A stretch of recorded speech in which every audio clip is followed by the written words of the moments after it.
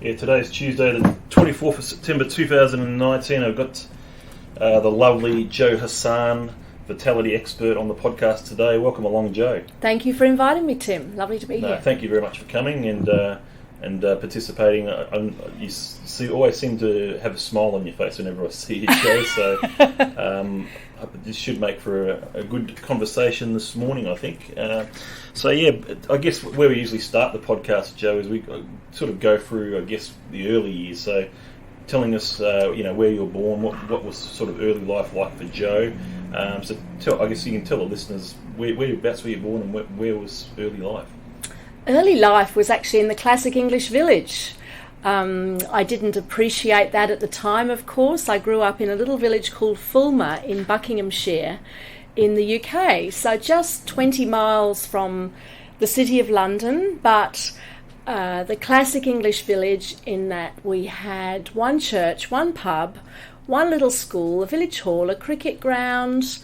My parents had a little tributary to the River Alderbourne running along the side of the house, and actually a very small river running along the end of the garden.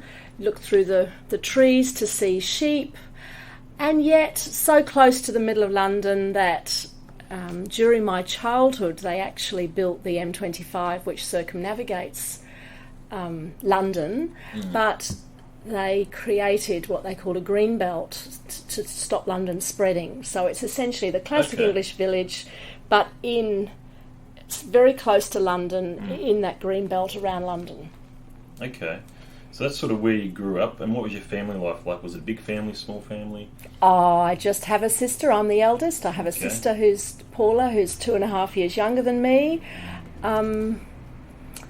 My father had a business. He had a motorcycle dealership that he inherited from his father.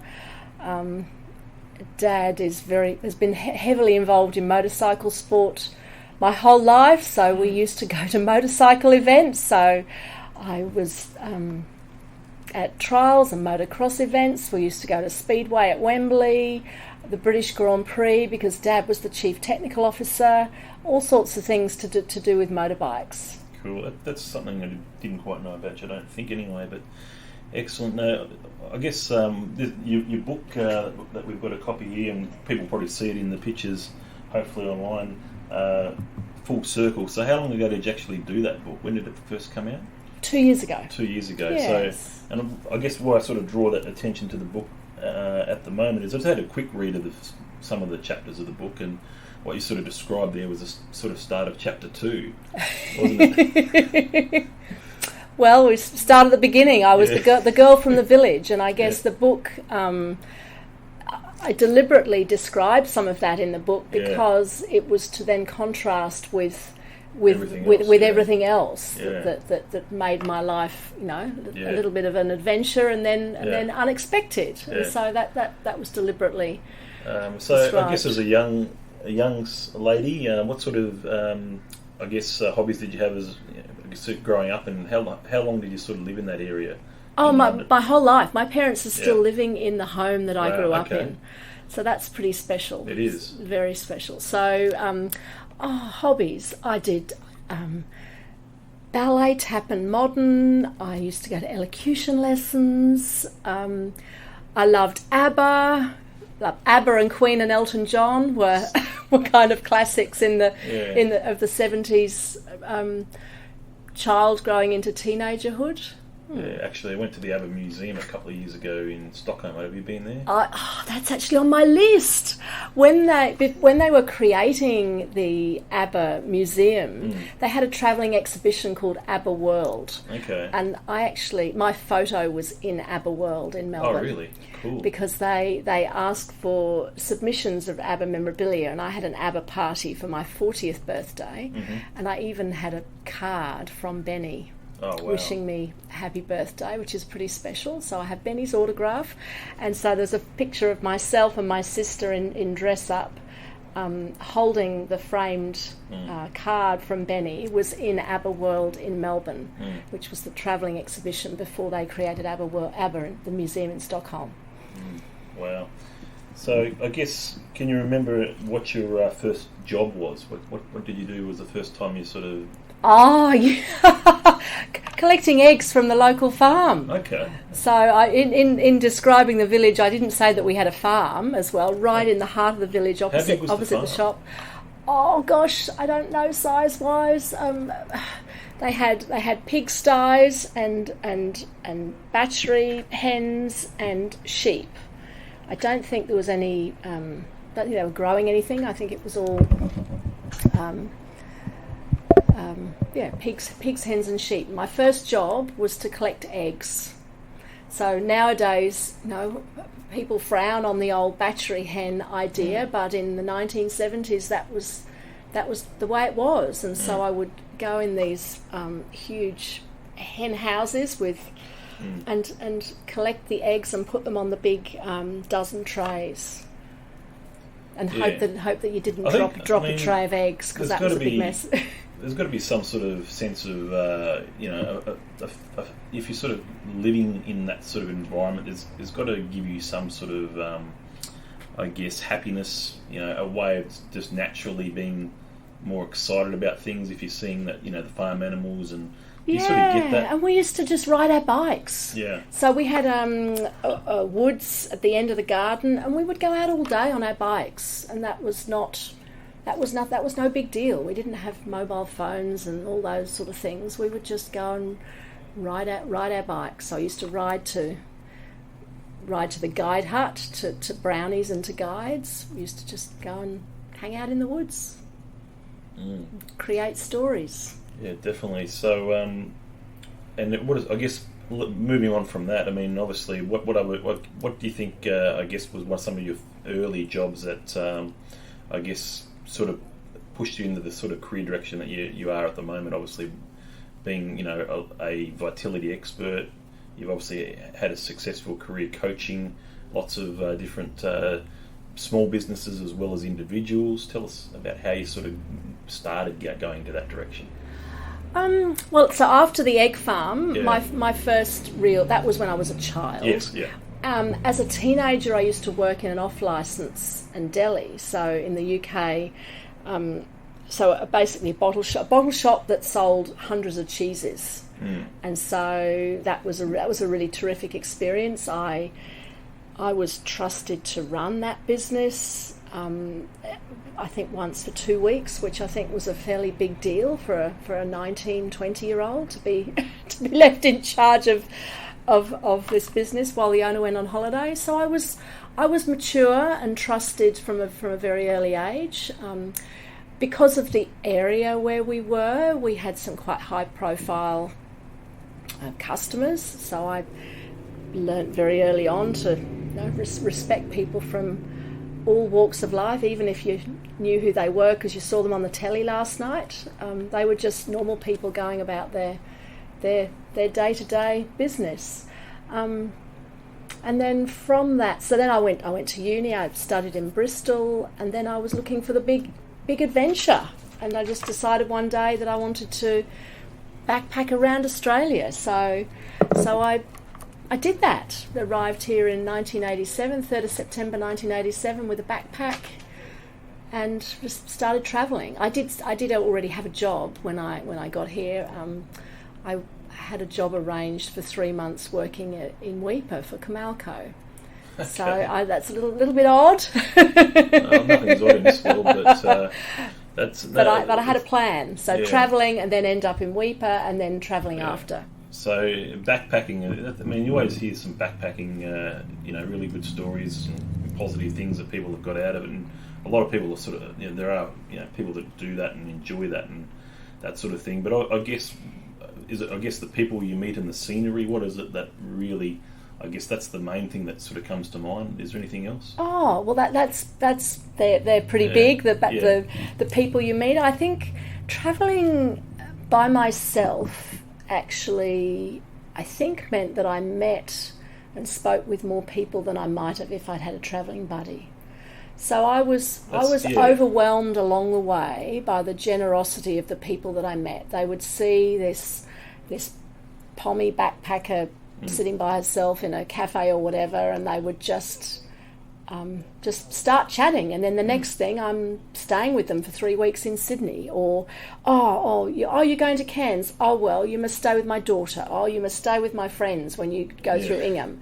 I even had a couple of houses I stayed in where I didn't even meet the people. They literally, on the basis of a recommendation and trust. So in Mackay, I stayed in a house where someone left a front door key under the pot plant to the left of the front door. And I thought that was pretty amazing and special. So I now live by this rule that I call the Traveller's Bank of Love, where the people who make withdrawals and deposits are not necessarily the same people. Yeah. So I have hosted on quite a number of occasions. I've hosted friends, children, parents of my friends, simply because I think that I need to pay back some of the generosity to a traveller that I received back in 1988-89. That's really good. That's great, and good learning experiences. To be able to go out of. I think you, I don't think you, knowing you like I can sort of see, but I don't know if you really. It's naturally you, isn't it? Going out there and backpacking. It's not like something that. I mean, there's maybe daunting to start off with, but I think you sort of shown that it's just become. Well, I like to do different things and have fun. Yeah. Life is for living. Yes. Too many people don't live while they're alive, and then they're not alive anymore. That's right. Yeah. So I like to grab experiences with both hands and smile, and sometimes things go wrong and then they become lessons. So there's nothing that's not either a lesson or enjoyment. So you've obviously you've been to a couple of our recent networking breakfasts with bots. So I think the group certainly loves your enthusiasm. The smile that you sort of bring, and the storytelling that you sort of have done, and the things that you sort of teach from what you've learnt with the presentation, and coming up with your own, in my opinion, very original sort of ways of making a difference, I guess, in different businesses and that sort of thing, and having obviously. So tell me about the systems behind, I guess, what you do. How do they sort of get developed? Do you sort of do a lot sort of research, or how do you sort of formulate what you sort of bring to your clients? So what I bring to my clients now, the simplest of system is get the business out of your head. Yeah. Write the systems, delegate the tasks, book a holiday. Okay. So systems, if you do everything yourself in a business, then you really have a job, not a business. Yes. Yep. Systems can be everything from 10 bullet points in a list, and you print it out and you stick it in one of those folders with the plastic sleeves so you can flick through the directory and find what you want. Or they might be a complex system where you've bought a program and you've got the whole thing catalogued. It might be a video, it might be a voice recording, it might be a series of photographs.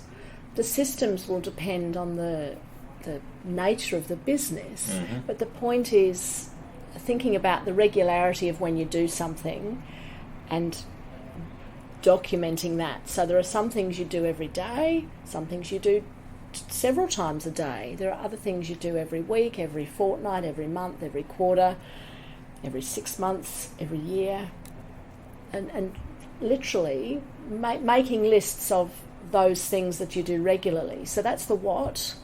And then once you've got the list of all the whats, well, then you can go through them and document the hows. How to answer the phone, how to make an appointment, how to do the BAS, how to order product. Yeah. Okay. So I guess one of the things you sort of bring, I guess, was this really good method where you've sort of you've called it the PEPP. So I guess explain to the listeners, what does PEPP stand for? So PEPP is a model that I've come up with that means purpose, energy, pleasure and profit.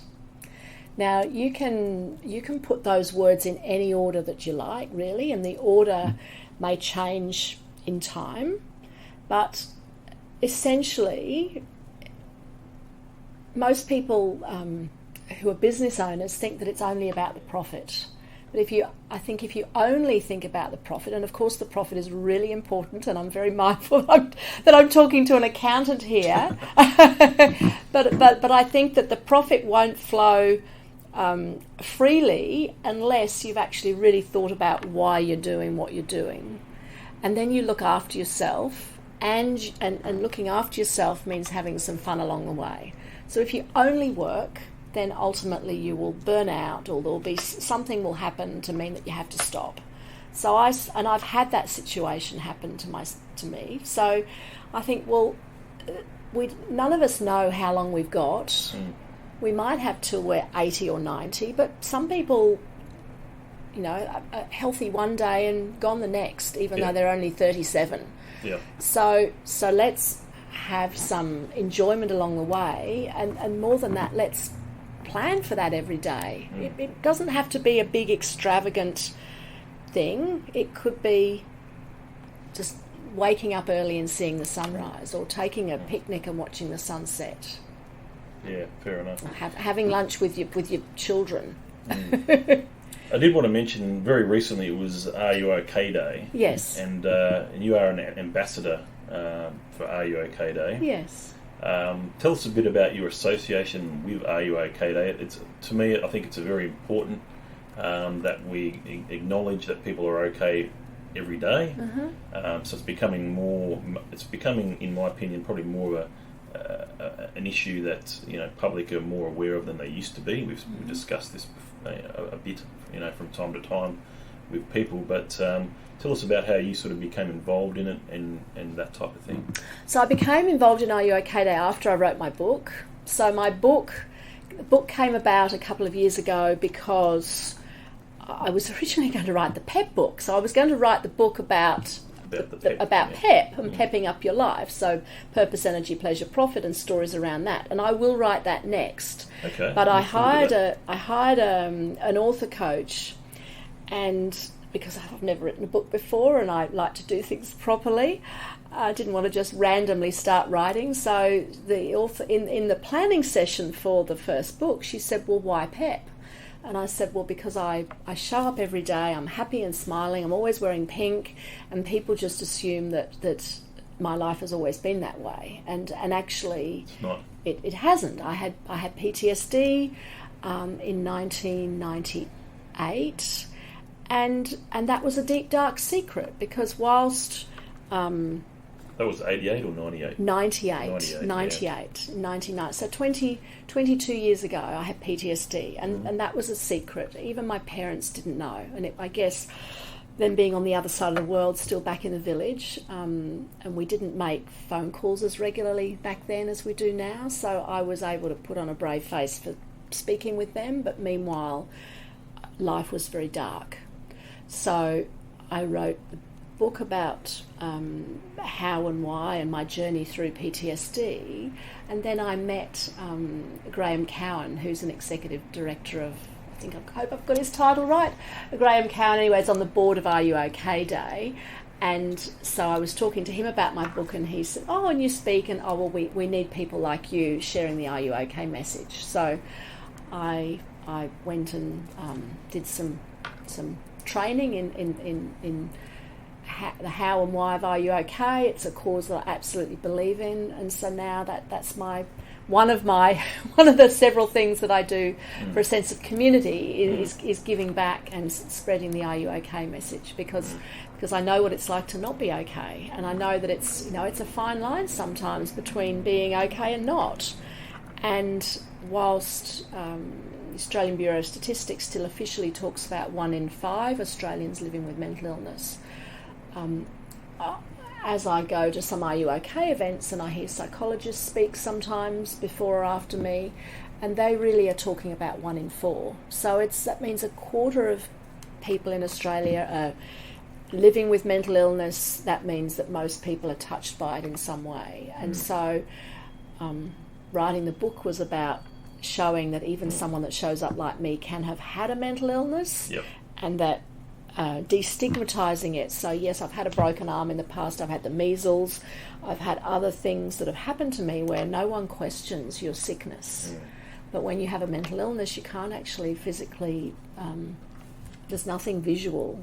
I mean, yes, you might be hunched over and be oozing very low energy, but you can also fake your way through it. So people don't really know what's going on. No, that's right. So that's part of the reason why I'm with PEPP. I've got pleasure in there, because I think that there's a link between planning for pleasure every day and keeping your mental wellness going. Excellent. So I guess one phrase I hear quite a bit, and it's in your book, building resilience. Tell me about building resilience. How does that become? Because I've seen that sort of be used as, how do people sort of build resilience? Tell me about where this sort of came from for you. I think a belief. So when I was really unwell and being supported through that, having a belief that I could get better, and having a reference point where things were better, and so then the belief that they can get better in the future. So I think it's resilience is a sort of it's like a muscle that you need to work through. And I remember when I broke my arm 5 years ago, I went to the physio like several times a week. I used to do the physio exercises 2 or 3 times a week at home. And the physio would say, and the surgeon would say, "Oh my goodness, you've recovered so well from such a debilitating injury. You've obviously been doing your exercises." So I liken that to the mental illness, mental wellness situation, that you've got to work at it. So during my recovery, I read a lot of Jungian psychology books. I enjoyed reading about other people's dark stories, believe it or not. There was some comfort in understanding that I wasn't alone. Good, okay. And so I think that there's some resilience building in that too, in knowing that you're not alone, that other people have got better so you can get better, knowing that you've been better in the past, and pushing through.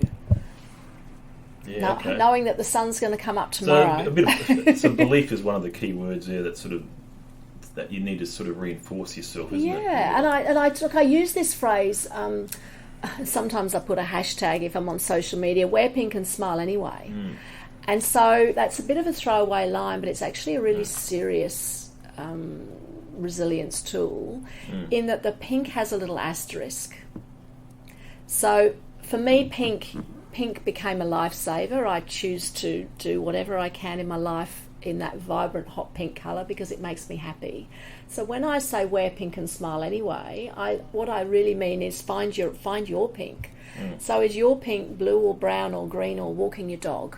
Find something as an anchor to sort of wrap your life around, so that when things are not going as smoothly as you would like, you've got an anchor to come back to that you know is going to level you and lift you up. Cool, that's really good. So I guess a bit about where you've sort of taken your different sort of, I guess, business pursuits over the course of time. I do remember, and I did met you probably first time maybe 8 to 10 years ago, and the name of your coaching business was Red Day Coaching, I think it was. Yes, that was a franchise that I had for 10 years. So it was a franchise, okay. Yes. I wasn't sure where the name came from, whether it was a franchise or whether it was something that came from yourself. But no, it was a franchise that I had for 2 5-year terms. Yep. And at the end of the second 5-year term, the franchisor decided that he didn't want to do it anymore. So I needed to regroup, and so I needed to create my own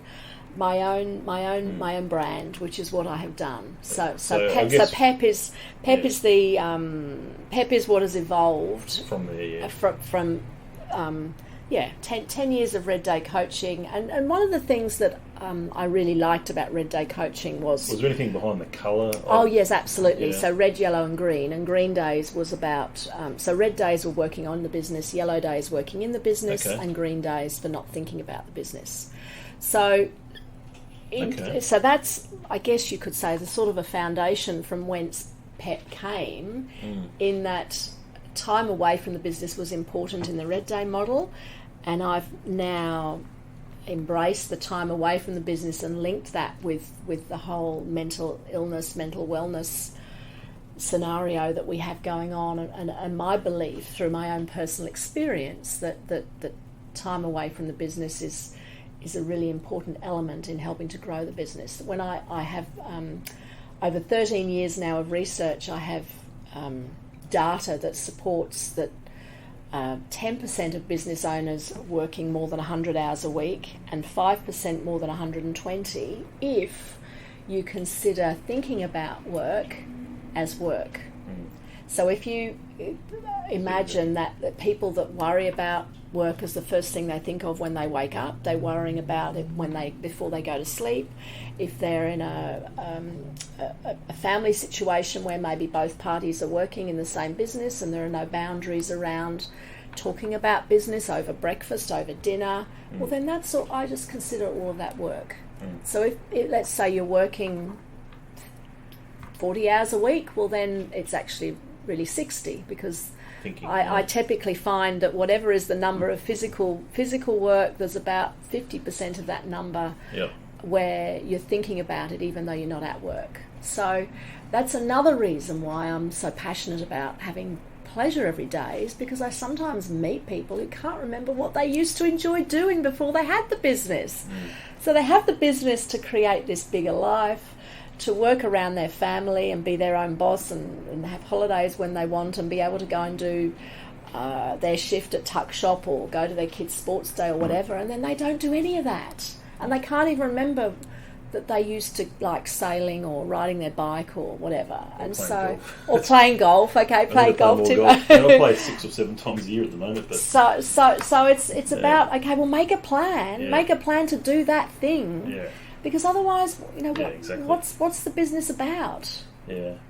One thing I've sort of looked up about yourself, and I find it quite interesting, is that you owned a business that looked after pets. Yes. And so I'm always I do like cats and dogs. So and we have obviously one of each at home. Tell us a bit about what you learnt working in that type of business, and what your favourite animals, pets actually are, and that type of thing. Well, it's a bit of an intriguing scenario, because I'm not as much of a pet lover as my business partner was. Okay. So we came together and had this partnership. She was completely dog and cat mad, and I came at it more from a strategic direction. For the sake of having a business. And so she would talk about doing this, and this, and I would say, well, hang on a minute, why? And so I think that sometimes you can be more strategic around your observations in relation to a business when you're not completely loving it and into it. Which is why in my coaching now, when I have a room full of small business owners, we can all make comments and observations about the other businesses in the room, which is from an arm's length. Very educational for anybody to be able to listen to, get some feedback from people who don't know too much about what's going on inside. Yeah, absolutely. Yeah. So look, it was an interesting time in my life. There were lots of lessons, and But did you draw much? I guess with much attraction to animals over that period of time? You said, well, gee, I love them, I'm a cat lover now.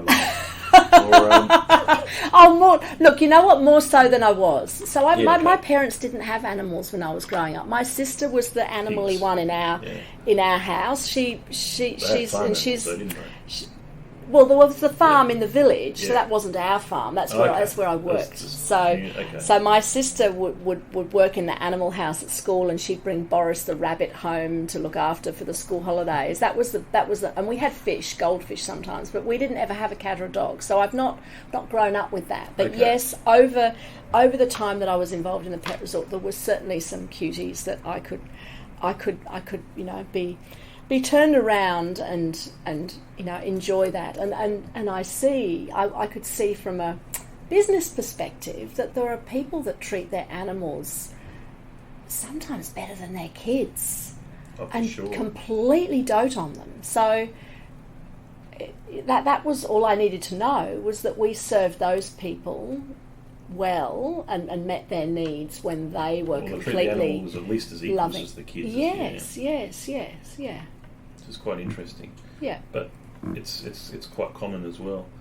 So that was obviously an interesting experience for you, and it's good that you put a bit of a perspective of, okay, I'm treating this like a business, and that's certainly a healthy approach. But sometimes when people get into that type of business, you see a lot of people. It's very passionate about loving animals, and whether or not they're the greatest business people in the world, it's you've got to have the right sort of balance. Obviously, and you've got to be able to be able to sort of acknowledge the business aspects and fundamentals of that type of thing. You can't just treat it.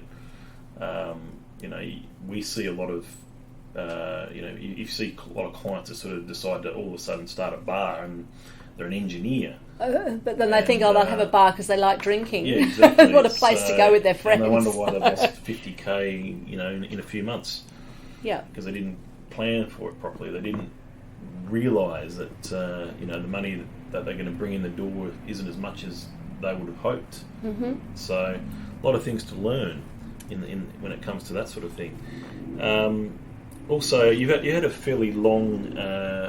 A bit of an association with the BNCC, but you're on the executive board. Yes, I was on the executive for 9 years, and look, and I 9 still years. It was a while. Yes. Yeah, 9 years, and look, when I decided that I wanted to be an RUOK ambassador, I thought, well, something's got to give. I've got to be mindful of my own PEP, and keep being aware of my own energy levels, and I just you can't keep on taking more and more things without letting something give. So look, I still attend BNCC meetings.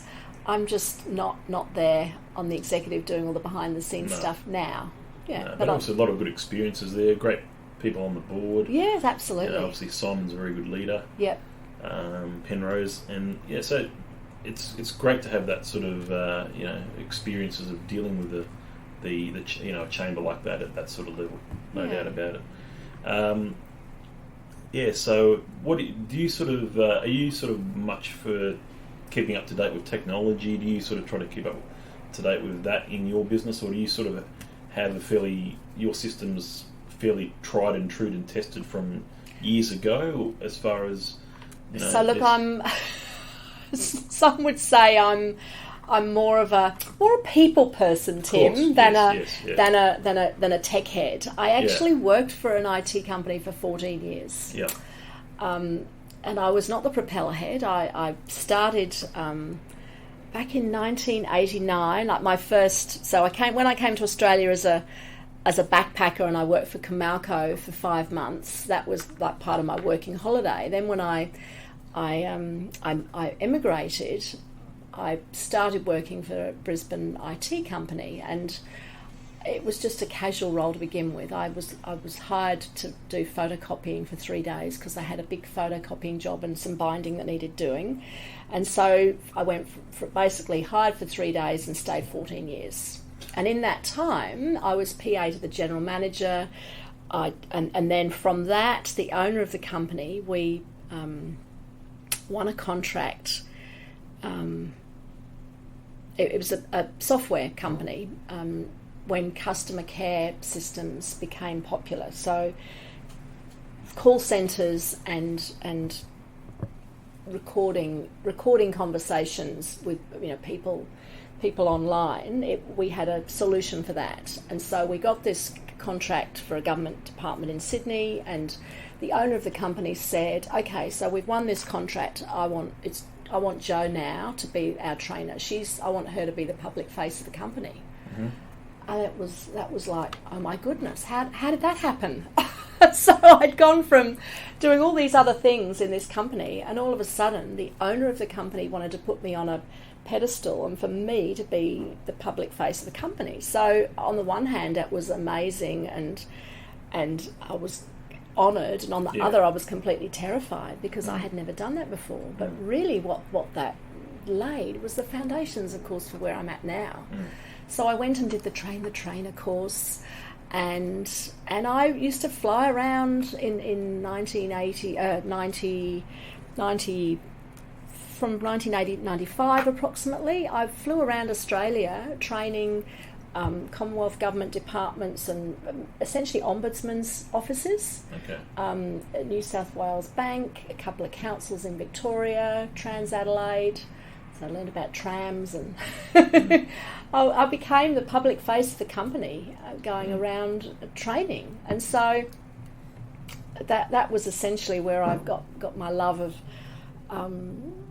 being in a room and facilitating interaction between people, which is a skill that I hope I'm bringing to the table now, whether I be facilitating a room full of small business owners or now, as is happening more recently, people from the corporate world. So they might be leaders of government departments, or they might be a team in a government department. So I'm actually flying to Canberra in November to facilitate a workshop for a Commonwealth government department, which I'm really excited about. So PEPP, whilst PEPP has evolved from the small business world, anybody can embrace PEPP, and I'm excited that that's where I would like to take it in the future is pepping up teams and pepping up leaders, as well as the small business owners, which has been my traditional domain. No, that's excellent. But obviously, you've sort of been around to know that you get a good balance with life and that type of thing. Obviously, you sort of preach being able to live, in a balanced way. Obviously, have time for everything. Make sure you don't overwork yourself. And obviously, you're a mother yourself, so finding time and making sure that you're sort of you're keeping the kids, or back when they were growing up, that sort of thing. I mean, how did you find those sort of days when you're sort of, doing what you're doing and basically in a family environment as well? Did you sort of, how did it all sort of go? Oh, it was extremely stressful, and that's why when I came across the Red Day coaching model, that was because my life was in turmoil. Yeah. We had an electrical business. We had the pet resort. I had a young child. Yeah. And I was that person that worked 7 days a week. Well, out of control. So when I came across that model and it resonated, I was able to make the mind shift and actually truly believe that having time away from the business is beneficial to the business. So because I've done that and I've now evolved that into my own brand and model, I know that it works. My greatest joy in coaching small businesses is when my clients have big holidays. When I met them, they couldn't imagine taking the afternoon off for a game of golf. Yeah. So I have clients that have transitioned from working in the third bedroom to having an office and having a team of people, and then having a month in Europe. Or one of them, Tim had 2 months off when his first daughter was born, and now he works 3 days a week. He's the dad. Perfect. the other days. So this separation from business but it making the mind shift that it's possible to be different is the first thing. Yep. And then systems are the key to making it happen, because obviously you can't not be there and still have the money coming in the door if someone else isn't doing the work to the same standard that you would do it. So systems are the key to your freedom. Okay, so tell me about Brisbane. So Brisbane, obviously one of the places you love. You've obviously been here quite a while now. What is it about Brisbane what are the traits of Brisbane that really, I guess, flourish for you and make it such a great environment for you to live your life? Well, I came here because so I came with the backpack, met a man, came back and got married, and Brisbane was where we settled for that reason. But so I wasn't like. But the funny thing is that even before I had been to Brisbane, something inside me drew me to Brisbane, and I knew I was going to live here. You know, one of those woo woo moments where I always thought Brisbane would be my house. I don't know. I have no idea. But anyway, I settled here in '88 when I was at the first day of Expo. I saw the Queen on the first day of Expo, the 30th of April 1988. Had my 3-day pass, and then I needed to go back to the UK because my visa ran out, and then a couple of months later, I basically was here and emigrated. Yeah. So Brisbane's where I've made my Australian home. I've enjoyed seeing the evolution of Brisbane over that time. It's a bit funny that I'm wearing my Brisbane. Did you see the earrings I'm wearing today, Tim? The nice shape, but they're some sort of Brisbane connection, is it? Or? They're the Brisbane River. Oh, is it? So right, I've had these earrings for a little while, and I've not actually worn them before. And I had some others on, and then I thought, oh no, I think I'm going to wear my river earrings for the first time. So.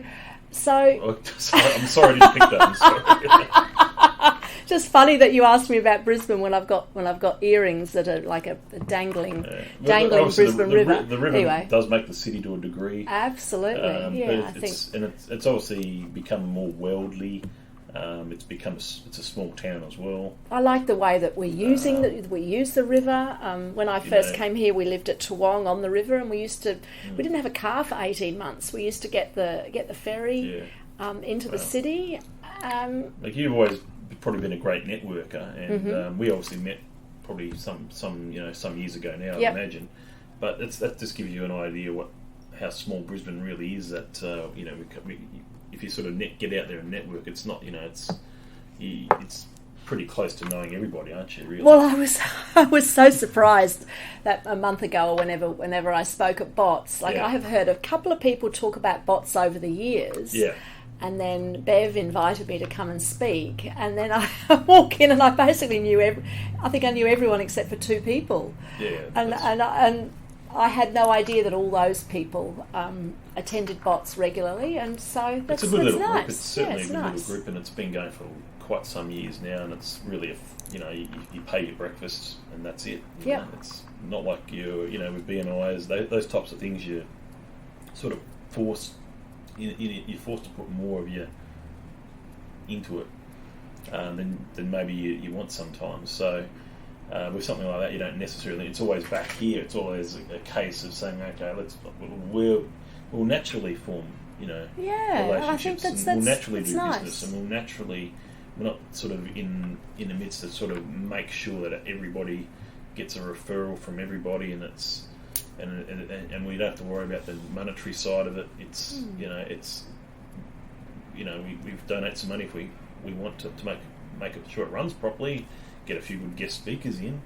Is always helpful. We've had over the 6 years or so that have been going, we've had some fantastic people come in, and I've been able to bring in about half a dozen or more myself that have been really good ones. So. And they give you participants for your podcast too. Yeah.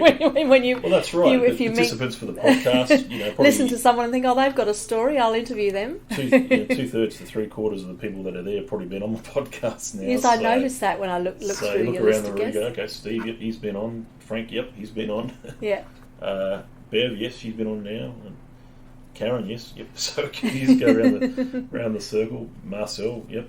So it's great when it comes to what that's doing, and it just reinforces just an aspect of what Brisbane's all about with how good we network here as well. I guess, what are some of your other favourite travel destinations around the world? Where do you sort of like to go to for a holiday or that type of thing? Is there any, or is there anywhere you haven't been to that you want to go to? Well, I want to go to... I have been to Stockholm already, but that was in 1979. So I would like to do that. That's on my list, to do the whole Abba thing. Go to the museum, stay in the hotel, go to the restaurant where they have the Mamma Mia party, and then go to the Greek island where they screen Mamma Mia, I think, on a Wednesday and a Saturday night in the open air cinema. Wow. so I've got the Abba tour at some point soon. I'd like to walk a Camino across Spain. I've got that on my list. Dennis did that, I think. Yeah. Kidding, yeah. Places that I've been that I absolutely love. I love Italy. Spent some time. I stayed in Verona on Lake Como, okay. So I had a week there a few years ago. That was pretty special. Yeah, I did New Year's Eve once at Lake Como. Oh, how fabulous! Which town? Como. Como. Okay. Yeah. Yep. Yeah. Lovely. But I'm pretty keen on Stratty. Yeah, I've love. I'm just trying to think. hanging out at North Stratty. The first 2 years coming to Brisbane, I don't think I've been back. I probably should have gone back, but it's one of those things I haven't done. But I know there's lots of places in the world to see that I haven't seen. So but what about? Have you been to Canada before? I have not been to Canada. No. It's on my bucket list still. I've got to get to Canada. I think that'd be beautiful. Mm-hmm. And have you seen much of New Zealand? I noticed the photo on your wall here, and I said, "Oh, did you take that?" So I recognised that as Queenstown. I had an adrenaline week in Queenstown a couple of years ago with my son. We did a few days of skiing, and then it's like, okay, well, when in Queenstown, do the bungee jump. So we did the bungee jump. We did the jet boats. Queenstown's a pretty special place. Yep. Beautiful. So very remarkable. Yeah, that's the remarks there. Yes, I know. I guess, tell me some of the biggest influences of your life, whether they're people, if there's anyone in particular, or groups, or something that sort of influenced you, some of the, I guess, your biggest influences. In recent years, in the last few years, I've enjoyed being a part of Professional Speakers Australia, so PSA. So I attend their monthly chapter meetings. We've had a couple of speakers, professional speakers, on the podcast. Actually, you probably know them. Kevin Ryan, who's in the group. I know Kevin very well. In the group. I haven't seen him I don't know if I've seen him for a while, but he's great value. I love Kevin. Yep. Really good. And Matthew Burgess. Yes, I know Matthew too. So I managed to get him on the podcast last year as well. Okay.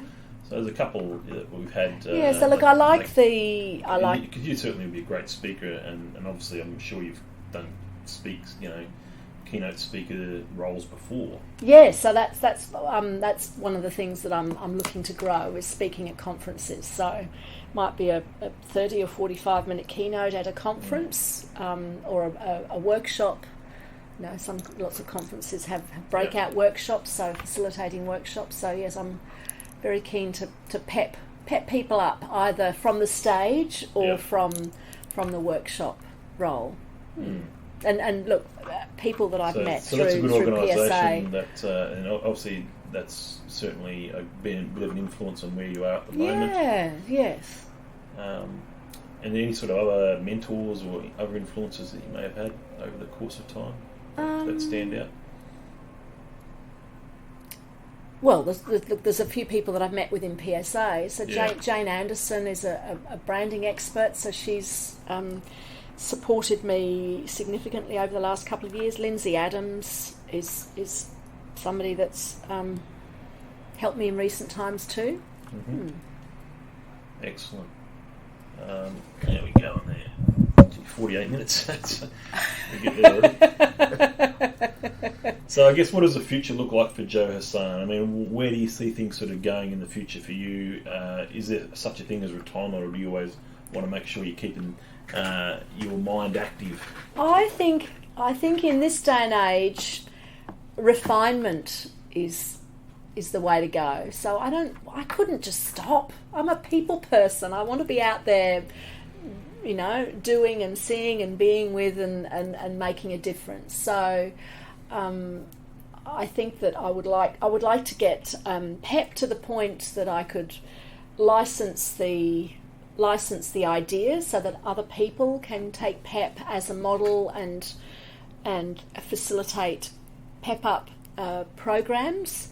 So that's certainly something that will leverage my time going forward. Because in these early days, it's all about me, but it absolutely is. I need to be mindful of my own message and get the PEPP idea out of my head and systemize and delegate so that I can then leverage my time better, so that I can speak at conferences or and travel and have the PEPP pleasure myself.